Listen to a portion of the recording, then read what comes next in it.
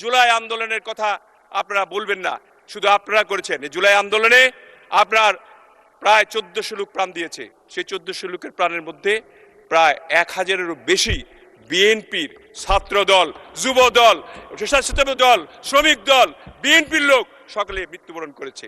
এইবারই আপনি জেনে খুশি হবেন, আপনারা বিশেষ করে বিরোধী দলের নেতারা মাননীয় প্রধানমন্ত্রীর নেতৃত্বে সৌদি আরবের গভর্নমেন্টের সঙ্গে আলোচনা করে এই নুসুক কার্ডগুলি এবার আমরা এখানে নিয়ে এসেছি।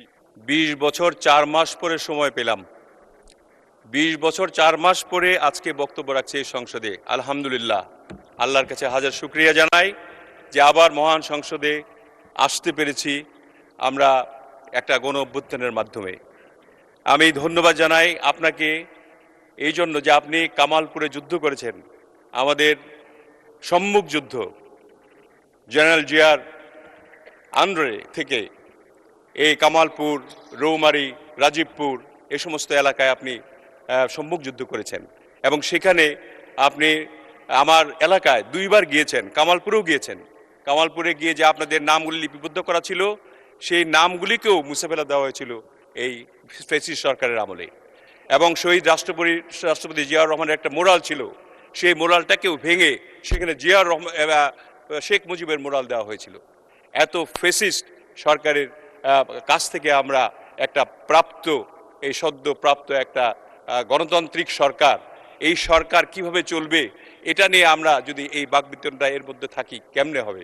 মাননীয় স্পিকার, আমি ধন্যবাদ জানাই যে আমাকে এখানে আসতে দেওয়া এবং আমাদের মাননীয় প্রধানমন্ত্রী জনাব তারেক রহমান তিনি আমাকে ঠাঁই দিয়েছেন তার মন্ত্রিসভায় এবং তিনি কিছু কাজ করতে দিয়েছেন, সেই কাজগুলি যাতে আমরা করতে পারি সেই কাজগুলি সম্বন্ধে 2-1টি কথা আমি বলবো। মাননীয় স্পিকার, আমি বলতে চাই মাননীয় স্পিকার, মাননীয় প্রধানমন্ত্রী আমাদের প্রয়াত দেশনেত্রী বেগম খালেদা জিয়া এবং শহীদ রাষ্ট্রপতি জিয়াউর রহমানের যে আত্মার মাগফিরাত কামনা করে তারপরে আমি বক্তব্যটা শুরু করতে চাই। আমি আজকের যে রাষ্ট্রপতি ভাষণের সম্পর্কে আনিত ধন্যবাদ প্রস্তাবের উপর যে কিছু কথা সেগুলি বলতে চাই, এই জন্য তাকে ধন্যবাদ দিতে চাই এই জন্য যে তিনি তার ভাষণে ফ্যাসিবাদ অবসান, গণতান্ত্রিক শাসন ব্যবস্থা পুনঃপ্রতিষ্ঠা এবং জনগণের প্রত্যাশা অনুযায়ী একটা জবাবদিহিমূলক জনবান্ধব সরকার গঠনের জন্য তিনি আশা ব্যক্ত করেছেন, যা মাননীয় প্রধানমন্ত্রী জনাব তারেক রহমানের নেতৃত্বে একটি সরকার গঠন হবে এবং সে সরকারটি সর্বস্তরে সর্বক্ষেত্রেই ভালো ফলাফল করবেন সেই আশা তিনি ব্যক্ত করেছেন। সেই জন্য আমি ধন্যবাদ জানাতে চাই আমাদের সেই বক্তব্যকে, যিনি আমাদের শহীদ রাষ্ট্রপতি জনাব শাহাবুদ্দিন সাহেবকে। আমি ধন্যবাদ জানাচ্ছি এই সঙ্গেও যে আমাদের যে বিরোধী দলের নেতা তাকেও আমি ধন্যবাদ জানাতে চাই এই জন্য যে তিনি আমাদের যে আন্দোলনের সময়, যে আন্দোলনটা যখন হয়েছিল তখন তো আমরা জেলে, আমাদের মাননীয় প্রতিমন্ত্রী জনাব সালাউদ্দিন টুকু তিনি বললেন যে জেলে থাকার সময় আমি জেলে ছিলাম, তিনি জেলে ছিলেন, যা আমাদের পানি সম্পদ মন্ত্রী শহীদুদ্দিন চৌধুরী জেলে ছিলেন, একসঙ্গে আমাদেরকে অনেককে এক জেলে পোড়া হয়েছিল, আমাদেরকে মেরে ফেলার জন্য অপু সাহেব জেলে ছিলেন। আমরা সবাই মিলে যে জেলে থাকা অবস্থায় যে ওনাদের যে সেক্রেটারি জেনারেল গোলাম পরোয়ার সাহেব যখন ছিলেন ওইখানে একদিন তার চোখ বেঁধে তাকে নিয়ে যাওয়া হচ্ছিল রিমান্ডে। চোখ বেঁধে নিয়ে যাওয়ার সময় এই শহীদুদ্দিন চৌধুরী এনি দাঁড়িয়ে হুঙ্কার দিয়ে বলেছিল যে তিনি মাননীয় সংসদ সদস্য ছিলেন, তার চোখ বাঁধা হচ্ছে কেন, এইভাবে হুঙ্কার দিয়ে তাদের এই ডিবির অফিসারদেরকে কম্পিত করেছিলেন। সেই নেতা তার বিরুদ্ধেও আজকাল আপনারা এই বিরোধী দল থেকে কথা বলা শুরু করেছেন। আমি মাননীয় বিরোধী দলের নেতাকে বলতে চাই, গতকালকে আপনি বলেছেন যে প্রত্যেক বছরই জুলাই আসবে, তার মানে এই হুঙ্কারটা দিয়েছেন কি যে যে জুলাইয়ে আপনি 5ই আগস্টে পতন ঘটিয়েছেন, এই জুলাইয়ের আমাদেরকে ভয় দেখিয়েছেন যে এই সরকারকে আপনার প্রত্যেক মাসেই জুলাই আসবে। আমি বলতে চাই প্রত্যেক জুলাই জনাব তারেক রহমানের নেতৃত্বে যেভাবে আমরা সফলতা লাভ করেছি, প্রত্যেক জুলাই এইভাবে আমরা সফলতা লাভ করবো ইনশাল্লাহ। এরকম জুলাই অনেক চলবে। কাজেই এই জুলাই আন্দোলনের কথা আপনারা বলবেন না, শুধু আপনারা করেছেন। এই জুলাই আন্দোলনে আপনার প্রায় 1400 লোক প্রাণ দিয়েছে, সেই 1400 লোকের প্রাণের মধ্যে প্রায় 1000-এরও বেশি বিএনপির ছাত্র দল, যুব দল, স্বেচ্ছাসেবক দল, শ্রমিক দল, বিএনপির লোক সকলে মৃত্যুবরণ করেছে। কাজেই এখানে আমাদের যে এই 17 বছরের আন্দোলন, সেই আন্দোলনকে অস্বীকার করে আপনারা যদি বলতে চান আমাদেরকে যখন তখন ফেলে দিবেন, আমি সালাউদ্দিন টুকুর মাননীয় প্রতিমন্ত্রীর কথা ধরেই বলি যে এরকম হুঙ্কার না দেওয়াই ভালো। বরঞ্চ আজকে যে বিশেষ কমিটিটি গঠিত হলো 5 জন করে আমাদের সংসদ নেতা এবং বিরোধী নেতার যে সমন্বয়ে, সেইভাবে একটু যদি প্রত্যেকটি বিষয় নিয়ে আপনারা যদি আলোচনা করেন, তাহলে এই দেশ একটি ভালো দেশে পরিণত হবে, যেটা আমাদের মাননীয় প্রধানমন্ত্রী গড়তে চান। আপনারা জানেন যে ইতিমধ্যে আমাদের জাতীয় রাজনীতিতে একটা প্রভাব ইতিমধ্যে পড়ে গেছে এই 2 মাসেই।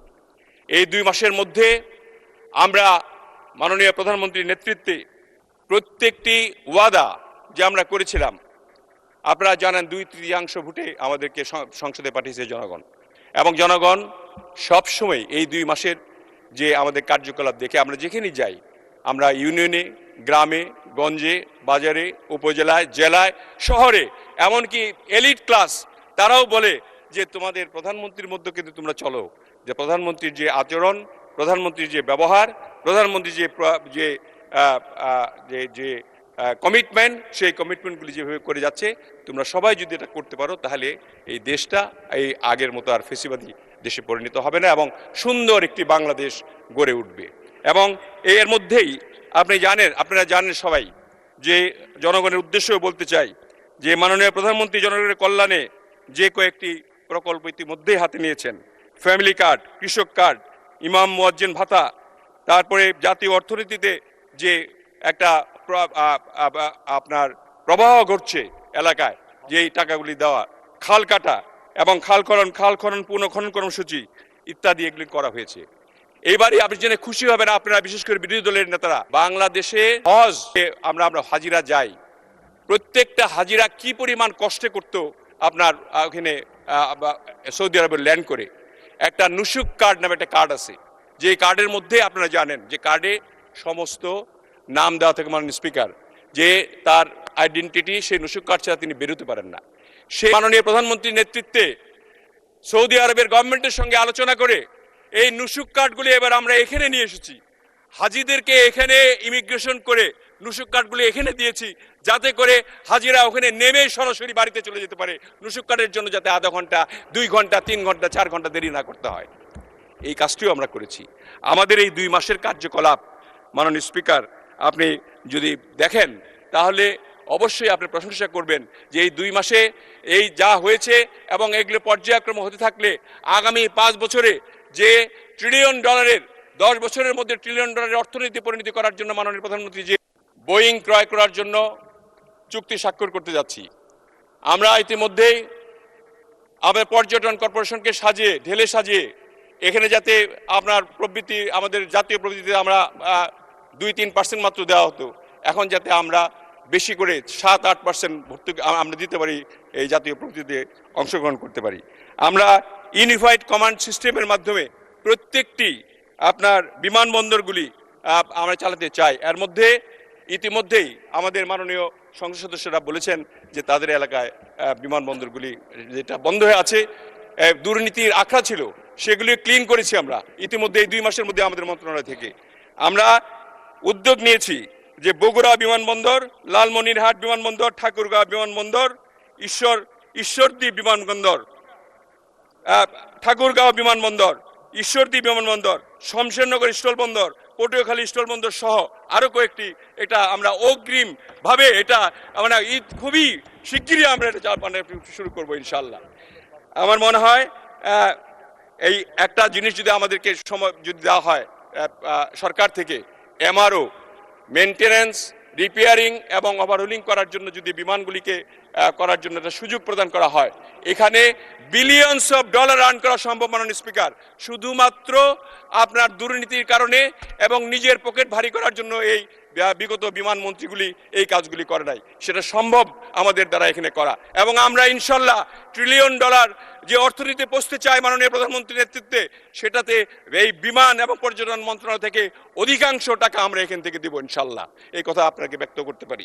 মাননীয় স্পিকার, আপনাকে আমি শেষ করতে চাই, কারণ সময় আর দিবেন না আপনি।